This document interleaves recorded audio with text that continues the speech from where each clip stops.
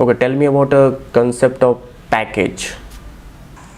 Yes, in Java, packages are used to collect, or we can say that packages is the collection of the classes and interfaces. Okay, so in Java we are having a number of packages, predefined packages and user defined packages. So why we are using generally packages in Java? So like for example, I am having the same classes, so we cannot write, or we cannot place the same class in a same folder, means package, because package is a physical folder. So we are creating the number of packages and sub packages. So for same class concept and for different class concept, we are arranging the packages concept.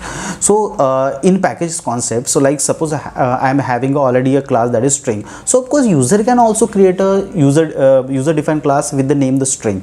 So but if we are placing that and if we are using that string class, so how we can access, on how my compiler will know that this is my predefined class and this is my user defined class? So of course we have to maintain this with the packages. So like when I am using this class, so I have to mention the fully qualified class name like java.lang.string class. So these are the packages.